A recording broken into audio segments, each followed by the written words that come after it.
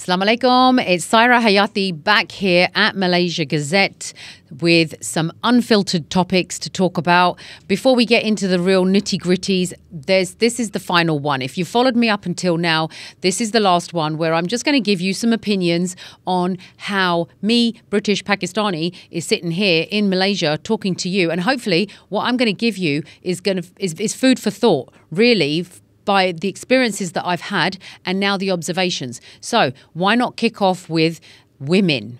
And I'm sure that this topic could go on forever, but I'm going to give you some insights of the world in the UK for women, and let's see what your thoughts are on how they compare to you and your life here as a Malaysian woman. So let me tell you what I've observed as an overview. I have noticed that things as silly as a woman on a scooter. Now, that might sound the norm to you, but it isn't where I come from. Women, you do not really see a Western, British, Pakistani or Asian woman on a scooter driving around the town. Scooters, I guess, aren't a thing in the UK that heavily, or motorbikes, not as much as they are here. They're becoming. And maybe they will become more. But right now, they're just not a thing. So that was a real thing for me to see. And when my brother saw it as well, he was like, oh, my God, look, there's a gang of girls out on their scooters off to enjoy themselves. And it was quite funny to see. But apart from that, I have engaged with quite a few women in this short space of time, ranging from high positions in politics, university lecturers, medical graduates, housewives, and it's been an interesting experience. So women here have something that the Western women don't possess, if you ask me, and I'm sure that plenty will agree with that. Women here still maintain their femininity. The trouble with the UK is women liberated, women wanted to go to work, women's votes, women's rights, women are not oppressed, women have freedom, women can do and say and go and be everything that they want to be. But what they don't realise is that they are weakened and are actually more controlled than the women in the East. Because Eastern women actually have more control. A Western woman will wear what she wears because she thinks she looks beautiful. She's got a great figure. Flaunt it. Why not put it out there? You look pretty. You are so beautiful. But who's put that thought in her head? If somebody said to her, you look beautiful in a hijab, you look beautiful in a whatever the cultural dress is, let's say an abaya, actually there's a grace, there is an elegance, there is femininity, there is beauty, there is attraction. What would that woman do? No doubt in the right surroundings, and because everybody else is doing it, she will follow that way. And that's the problem in the West, is that women think that by showing who's looking, it's the men that are looking, they're the ones that are complimenting, they're the ones that are saying, you look very beautiful. Yeah, your girlfriends might say the same. And their impression is built on what their mindset is. And that mindset all comes from the same source, is what I'm saying. So think about it when you're doing what you're doing. And women here have definitely maintained that beauty, that charm, that charisma, that etiquette. And I've seen that not just, even despite them being in high profile positions, they still carry themselves beautifully, elegantly. And I think that should never, ever be lost. As a woman, don't lose that. Because when you lose that, you become masculine. You become alpha. There was a thing when I was growing, I used to get on with the boys better than the girls. And people would say, she's alpha female. I used to go to the gym. I used to lift weights. And they'd say, she's alpha female. I was a director. I was in charge. I was the boss. She's alpha female. But actually, I thought, now I've grown out of that period. I look back and I say, yeah, there was an alpha element, but actually I wasn't. what I was just, I was kind of bringing out a part of my personality that exists in all women, and that is to we rise to the challenge, we'll fight the fight. If required, we will fight the fight. There is a warrior in all of us. However, the beauty that lies in a woman is greater than that position, and that position needs to be left to the old-fashioned rules of a man is a man and a woman is a woman, because that is, something that has to maintain itself. And there's a big reason for that, and there's a big reason for that structure and why that structure works. And so if I give you an example as a mother and a working woman in the UK, where the government actually encourages men and women to both work, and I see why that is a good thing. But there are negatives to that structure compared to this traditional structure of, man goes out to work, woman looks after the children if she gets married and has kids. And that's one structure. And the other one is where both of them are working and the children are going through schools or nurseries and after school clubs until, work is over. What I want to really emphasize on the fact is you don't realize that there is something that you are unable to give to your child that makes that person stronger, you could say. And that would be a woman has the ability to love differently. And when she gives that love to her child, the child has a attachment. And that attachment actually gives the child a strength. So when you don't have that bonding with your mother and you don't receive that love and the security that your mother is giving you by simply hugging you because she's got that time for you, because she wants you. And don't forget, I was talking about my relationship with my mother in the last show, and how I was constantly striving to please her. Why was I doing that? It was because I wanted her to be proud of me. I wanted her to be pleased with me, because following that proudness and that please comes love. And the best person to give that love is usually the woman. And a father can give it too, but the father still has that role of should be the head of the home, should be the provider, should be the protector, because he's stronger.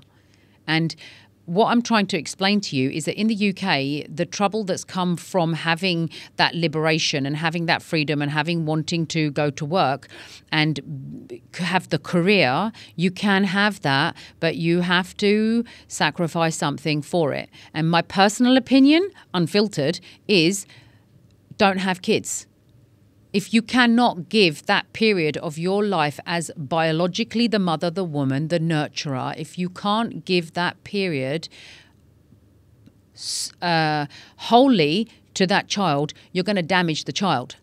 The child will then be constantly looking for that kind of love. And sometimes they look for it in all the wrong places, and that's where relationships go wrong, especially females, because females are emotional creatures and, they give love, but they want a lot of loving as well. And if they have to feel like it just creates weaknesses. I'm not a relationship coach or anything, but I can just say from my what I've experienced in England, particularly with the working mums, is the struggles. Because in England, you have the same situation. Women finish work, they come home, and round two begins. The cooking begins, the cleaning begins, the bathing and nurturing and putting the kids to bed and feeding and the homework. All of that begins. Why does that burden fall on the woman? Why can that burden not be shared between the two of you? In the UK, my generation probably found that the women carried that burden more, and the next generation, you're finding that it's shared. And that is working. There is still a weakness, though. So even though you are both coming home from work and you are both sharing, it means the job gets done quicker, and it means that you're both able to give some of yourself to the child that you chose to bring into the world for your own, let's call it selfish reasons, because you wanted to have children and carry on with the traditions and what we've been taught growing up. But you have to remember that that responsibility comes first.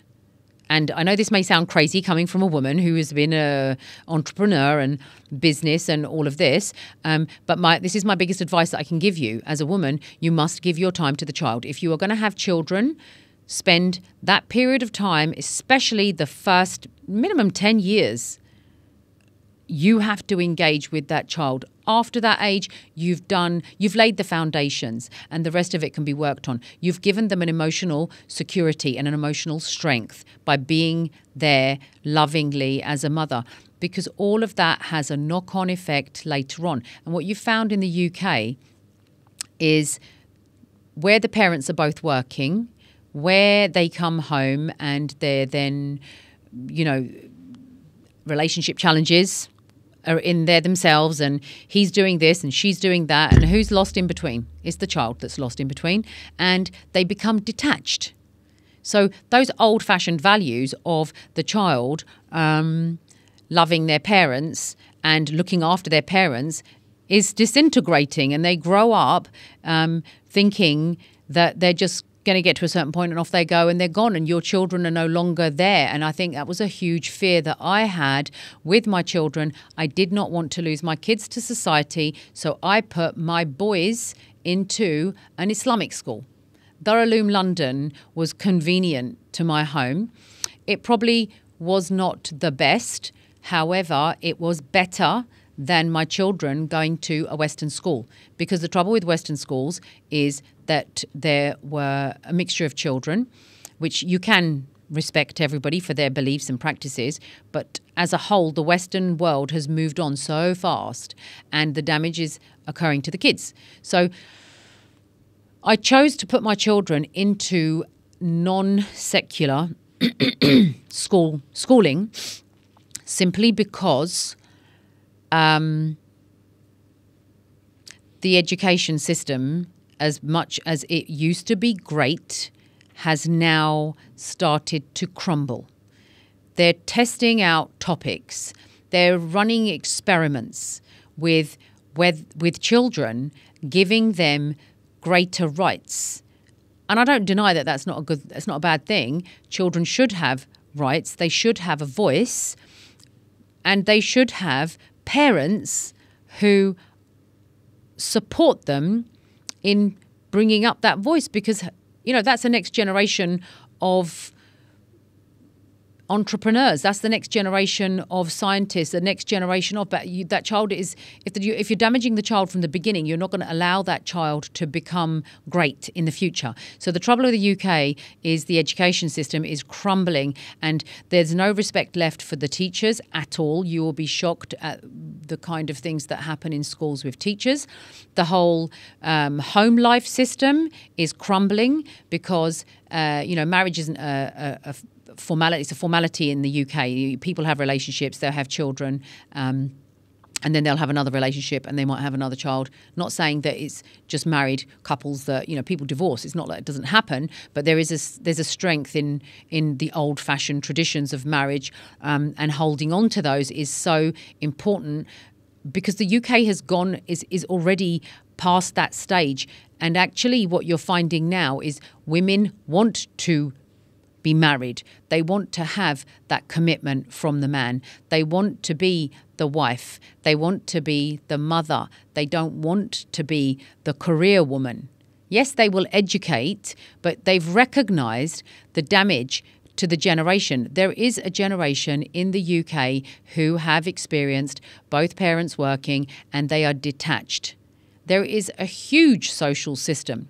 Children are leaving their parents' homes and are being put into state care because the parents are incapable of parenting, which is another skill they don't teach. In traditional values, the parenting is there, isn't it? The man is the man. He's role model in going out and being the provider, and the mother is the caregiver. That's a simple, traditional system that's proven in history that works. But westernized modern world, advancing, they call it that. What they don't realize is they've regressed. They've gone backwards. Because the children are actually very unstable because of that attachment issue.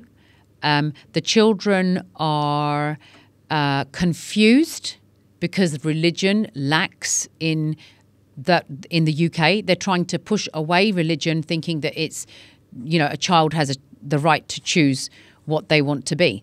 And me as I'm a Muslim. I grew up less Muslim. I became more Muslim, and that was through intellectual research myself and learning the better side.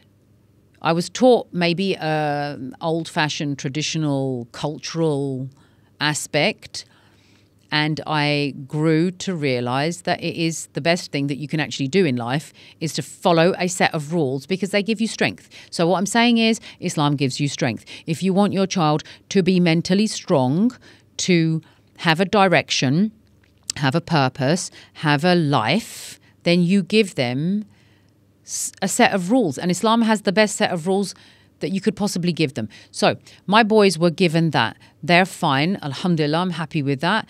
But there was a weakness. The weakness was I was working. So there was no mummy love.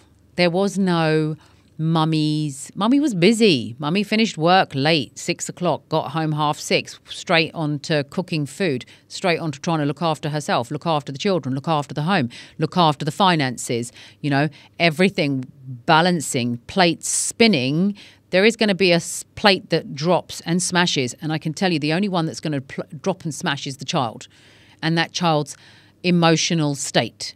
When a child is emotionally strong, it is measurable, the difference between the emotionally nurtured child and the child that is not emotionally nurtured, because the less nurtured child has a weakness and they have a trauma. They have mental health issues that requires professional support and counselling to help them out of these thoughts that they have, because you don't know what anyone's thinking. You don't know what your child is thinking. Your child could be thinking, my mum doesn't love me. Actually, you love your child, but you couldn't because you didn't have enough hours in the day to deliver the emotional side that the child needs. So what I'm trying to say here is, without going too deep into the topic, be cautious that this lifestyle that you think that you want as a woman is, you can have it. You can have it at any point in your life. I am a living example of that. I can tell you I've stepped into all sorts of different roles, and because I am mentally strong, I have to say that my mother was, 6 kids, new country, and working. She didn't give that loving side that makes a difference to a child. And I then did the same, because my mother did it, and I was a firm, stern mother. I was less loving, whereas I have to say that probably the older 3 faced it more, and probably started to soften around my 4th child, and the 5th child's getting it all. She's getting all the love. She's getting all of the attention. And what does it do? I'll tell you what it does. It builds self-esteem. So my youngest, you will probably see more of her. She has a high self-esteem. She has a high value of herself. She has a different attitude, and that has a knock-on effect, and will do with her future and how she chooses and makes her choices. And I will help her with that. And I talk to her, even though she's only 8, I talk to her like she's an adult. What are your thoughts on this? That's okay. So let me tell you my side. We do things together that my other children didn't benefit from. We did. The older children did get some of my time, but when you're at work, you have annual leave. Sometimes kids are sick and you spend a bit of time. You will, if you relate to this, if you're a working mum, Your child is ill. So now you've got to tell the employer, I can't work today, my child's not well.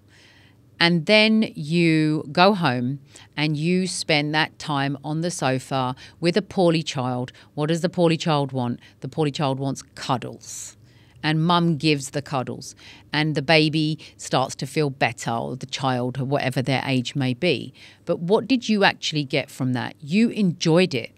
Don't deny that you didn't enjoy it. You enjoyed your child being poorly, so you could pause for a bit and you could sit on that sofa and you could just enjoy the maternal side of yourself and giving that love to your child.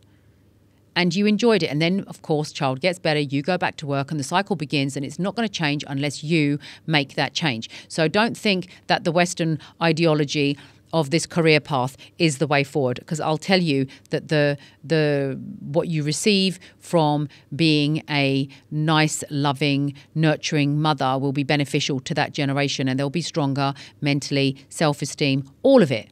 And they will be the best that they can be because of it.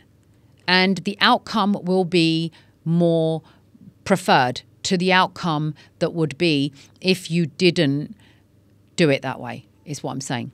So I was looking at the observations, and the women here still have all of that. I still see all of that, and I think it's a really good thing. And don't lose track of it. Don't lose sight of it, thinking that this Western way is the forward.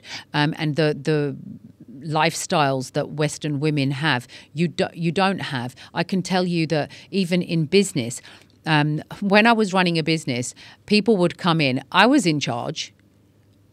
I looked like I was in charge, but if anybody came into that office, they would walk towards my male employee as that was the boss. Because it's a natural perception. They're not going to look at the woman and say, she's the boss, she's in charge, it'll be the man. And that's in the West. So don't think it's nothing to do with you living in this country or that country. It is actually you as a human being evolving and seeing things. And the rules that we've been taught, the old-fashioned ways, have been distorted by culture. I'll say that because I can say that growing up as a Pakistani child with Pakistani parents, even my mother actually, her origin is Afghanistan, and her mother's strict as. I can imagine my mother's mother. She was stern and strict. She delivered that to her daughter. Her daughter delivered that to her daughter. And her daughter has changed because the world has changed. You know, we have access to so much more information and we see so much more. So we don't have to make the same mistakes. We can learn from observing others. I came here, I observed you. You can actually observe what's happening in the world without actually having to live it and actually do it.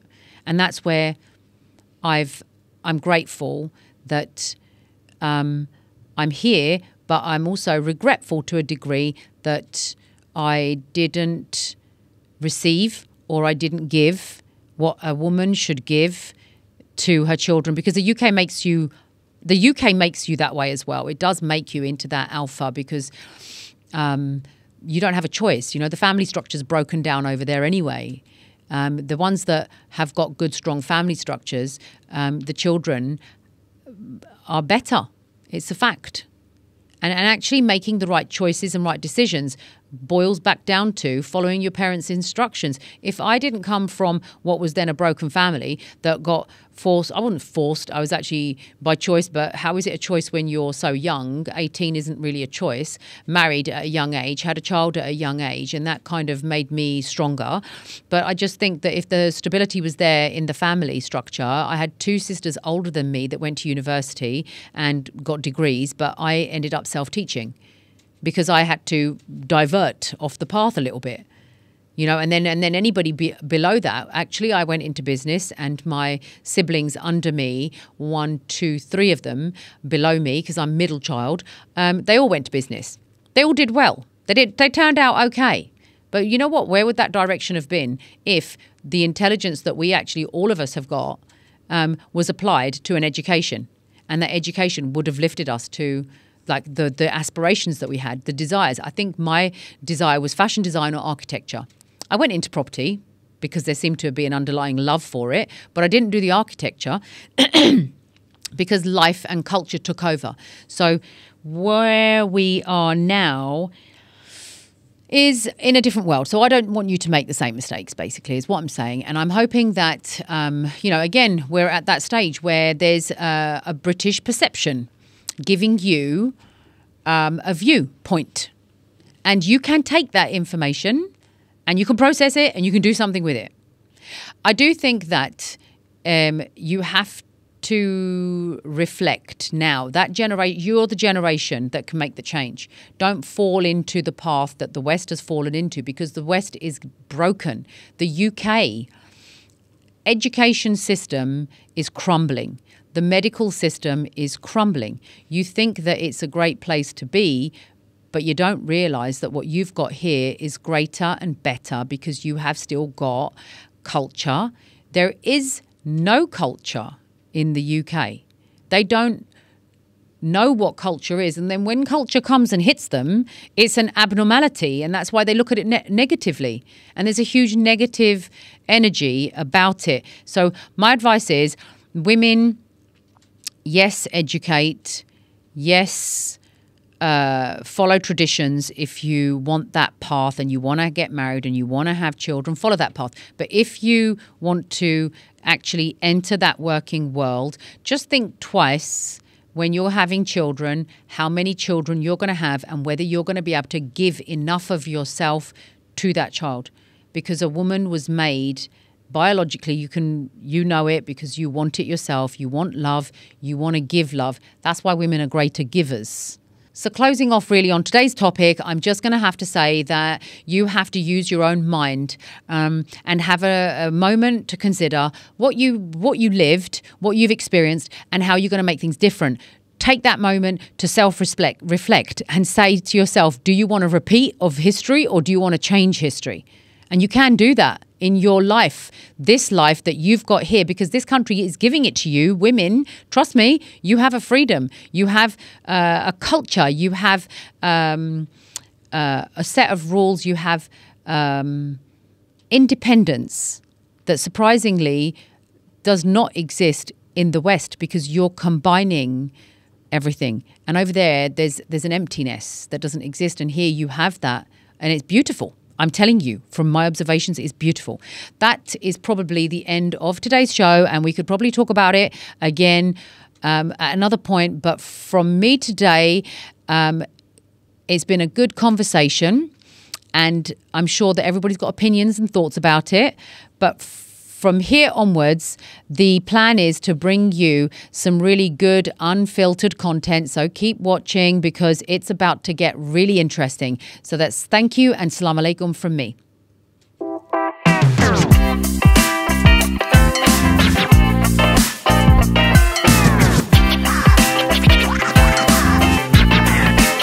Yeah.